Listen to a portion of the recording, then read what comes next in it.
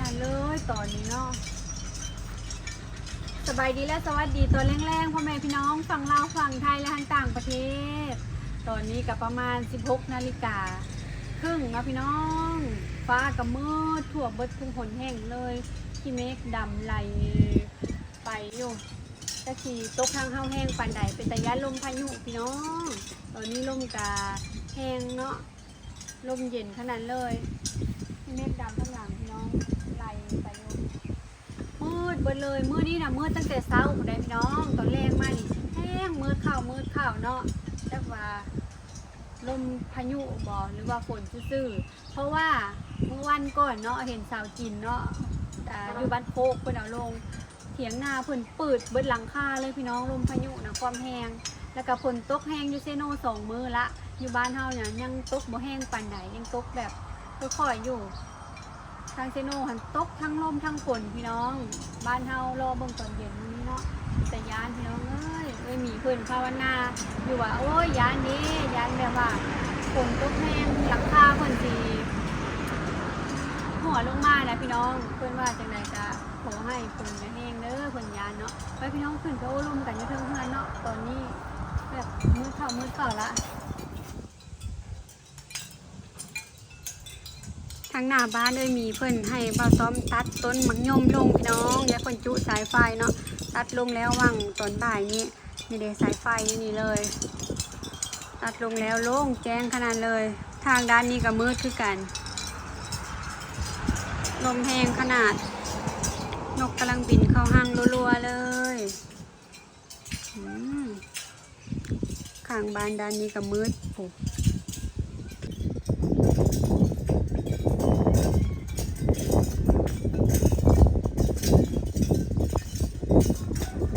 ส่วนออโต้กระลับปุ๋ยยังพันได้ตื่นออโต้การนอนตั้งแต่15 นาฬิกาพี่น้องโตนี่จ้ะใกล้ถึงว่า17 นาฬิกาแล้วนอนมาเข้า2 ชั่วโมงแล้วพี่น้องกับลูกค้าปั๊มน้ำหากันแล้วว่างใดได้ว่าถึงวันตื่นตื่นพี่น้องบางครั้งเสาตุ๊กกับปั๊มได้อยู่ที่5 ออนเนาะรอบแรงมื้อนี้ได้อยู่4 ออนพี่น้อง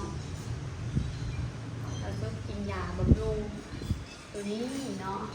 นี่พี่น้องนี่เลยกินวันละ3 เม็ดหลังอาหารเช้าเที่ยงก่อนนอนเนาะนมเป็นกะทิขุ่นๆค่ะพี่น้องบำรุงแม่ท้องเนาะมีวิตามินหลายอันเพิ่นเขียนใส่ในกล่องเนาะให้เฮาแบบแข็งแรงบ่เมื่อยบ่เพลียถึงวันที่นอนน้อยกะ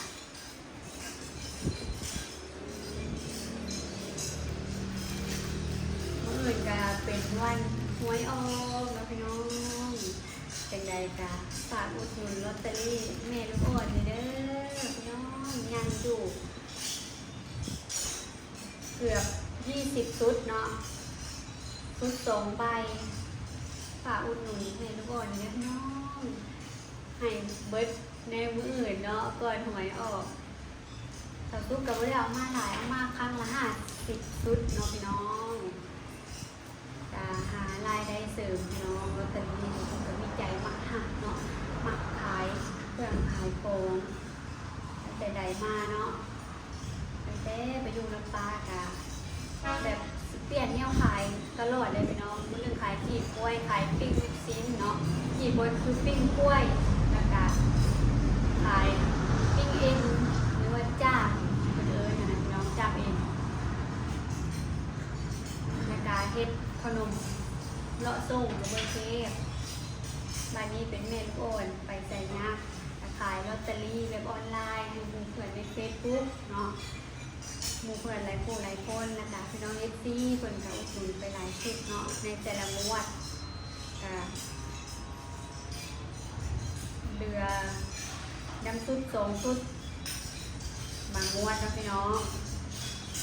หนูเชื่อพี่น้องFCเพื่อนจะเมาเบิดเนาะกับบนเรือเพื่อนต้องการโยกในใจเวลาในทุกงวดที่ว่าขายลอตเตอรี่เบิดเนาะงวดนี้นี่ยังซึ้งใจอยู่พี่น้องยังเศร้าสุดเลยฝันดีฝันเด็ดแล้วมา เลือกเอารางวัลที่1นำสาวสุขได้เด้อพี่น้องเด้อทักเฟซบุ๊กสาวสุขเซโนเลยเด้อเลขท้ายๆเนาะพี่น้องเลขท้ายแพงมาเอาโซกน้ำกันเนาะมือแรงขอให้พี่น้องซีฝันดีเด้อมืออื่นทักเฟซมาอุดหนุนลอตเตอรี่สาวสุขเมนูอ่อนเด้อหารายได้เสริมเลี้ยงลูกพี่น้องส่วนนี้ก็คือโฮเลยเนาะมีอย่างกาขึ้นราคาทุกสิ่งทุกอย่างเนาะพี่น้องข้าวยางหมากแพงปีนี้แห้งเต้ได้ยินเพิ่นว่าแรงแท้แรงว่าพี่น้องเพราะว่ามันเป็นปีที่ว่ามีเดือน8 2 หนบ้านเจ้าสุกเอิญเนาะเดือน8เล่า2 หนก็ได้ยินหลายปีก่อนพุ่นแหละ8 2 หนแล้วก็มารอบนี้ก็เป็นปีที่ว่ามี8 2 หนอีกจะเฮ็ดให้ฟ้าฝนแบบแรงเนาะพี่น้องข้าวน้ำก็อาจสิบ่สมบูรณ์ปานใดเฮาก็จักสิได้วันได้ข้าวกันเลยพี่น้องปีนี้ยังพันออกไปเบิ่งเลยจะสุกก็ได้เดี๋ยวสิพาออโต้ออกไปลิ้นเนาะส่วนนี้ออโต้เพิ่นแบบยังงอแงยังขี้ให้จะสุกก็เลยยังบ่อยากพาไปไสปานใดพี่น้องเพราะว่าเพิ่นรู้จักความขึ้นแบบบ่ขี้ให้บ่งอแงหลายจะสุกจ้ะสิพาออกไปอยู่นั่งไม่ว่าเพิ่นแหละปานนี้เนาะส่วนยังเล็กๆส่วนเดือน2 เดือนนี่เพิ่นแบบให้แบบหลายนะพี่น้องจะสุกกะยังบ่ทันอยากพาไปอยู่ไกลแบบทงไห้ทงนาเนาะเป็นไห้ดังแล้วก็มันก็บ่ได้เก็บเสียงเนาะงานนั้นไม่ว่ากะอยู่บ้านได้มีใครเนี่ยพี่น้องแบบเก็บเสียงเวลาเอาโต๊ะให้กลางคืนกะทางนอกกะสิบ่ได้ยินเนาะบ้านไม่ว่าเลยแบบให้เลยได้ยินพี่น้องเลยแล้วก็มันอยู่ไกลป่าไกลหยังแล้วทุกอย่างเพิ่นอยากพาไปเพิ่นรู้จักกลัวประมาณที่เข้า3 เดือนเนาะทุกก็อุ้มไปอุ้มมาสบายเนาะก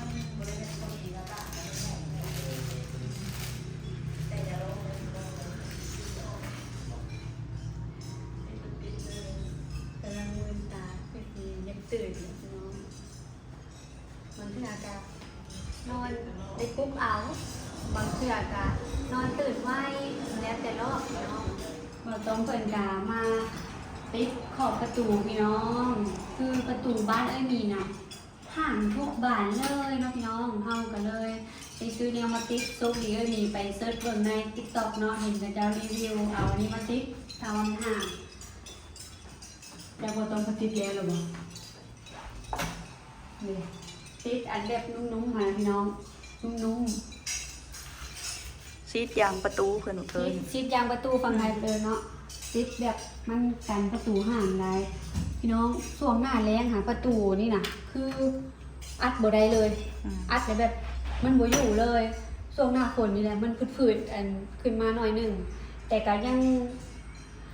ลอยอยู่นะพี่น้องก็เลยได้เอาอันเนี่ยมาชิดประตูเนาะ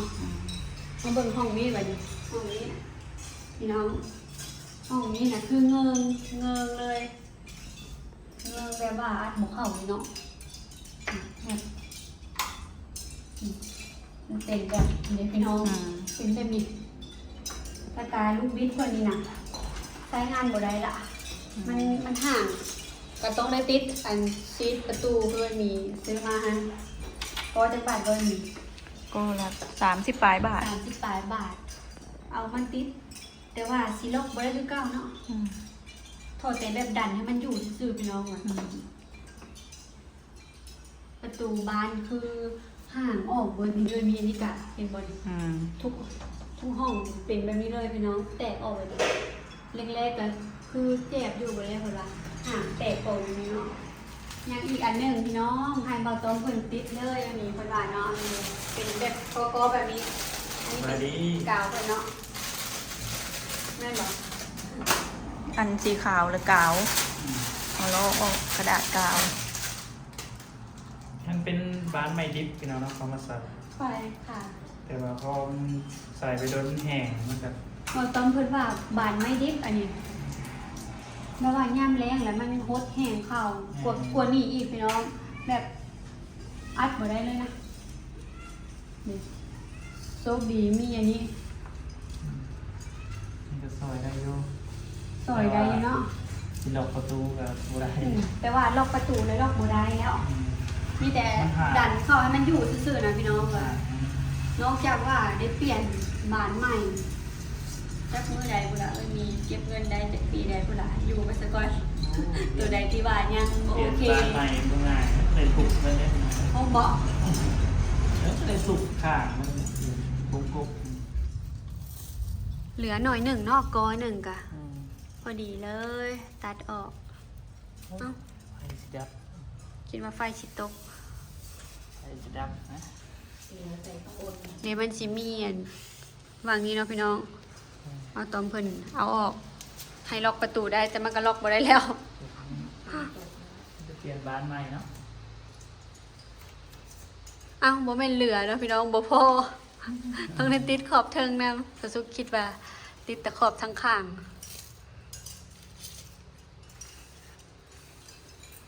พอแบบแก้ไขได้อยู่พี่น้องอันนี้ เข้าแล้ว แน่นเข้าแล้ว แต่ล็อกบ่ได้กะโอเคอยู่ หมุนลงมาเป็นล็อกข้างในนะอาจจะลองล็อกใหม่ต้องหา ล็อกไป ล็อกได้บ่ การลองเปิด มันสาวสุกสิลองเปิด โอ้ได้ได้ ล็อกได้ ล็อกได้เสย สวยได้แล้วสี หั่น ยางนี่ สวยได้เนาะใครเนี่ย สวยได้ ประตูใหญ่กะได้ติดพี่น้อง เพราะว่ามันมีขี้ฝุ่นมักเข้ามาเนาะแล้วก็มีลมเข้ามา เวลารถใหญ่ขี่ผ่านนะพี่น้องขี้ฝุ่นตีเข้ามาเต็มเบิดพื้นในบ้าน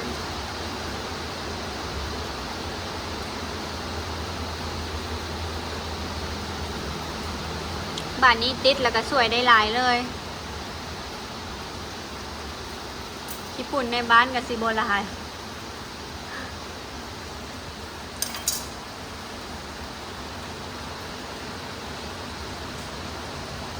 หนาสิพออยู่เนาะ อืม พ่อบบตอม2 บาทคักเนาะพี่น้องอยู่ฝั่งไทยในติ๊กต็อกเอาอยากได้อหย่างเอาลองไปหาเซิร์ชเบิ่งเนาะมีขาย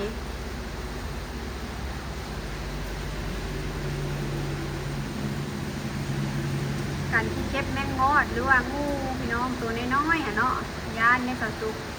คือตอนนั้นหันงูเข้าบ้านนะ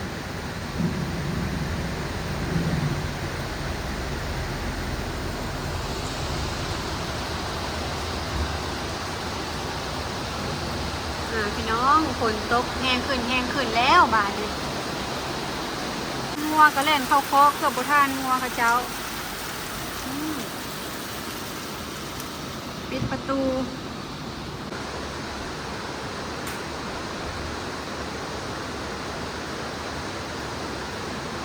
ฝนตกแห้งรับคักพี่น้องออโต้เพิ่นแรงนอนคักได้อากาศเย็นเนาะฝนตกแห้งประมาณนี้เนาะใครจะว่าเป็นที่ร่มพี่น้องเหมือนลูกเข็มฟ้าเบิดแรงยันร่มที่จะฝนแต่ว่าหน้าฟ้าได้ดีเวลาฝนมาแห้งมันสาดเข้ามาเลยพี่น้องบนนี้กันสาดออกไป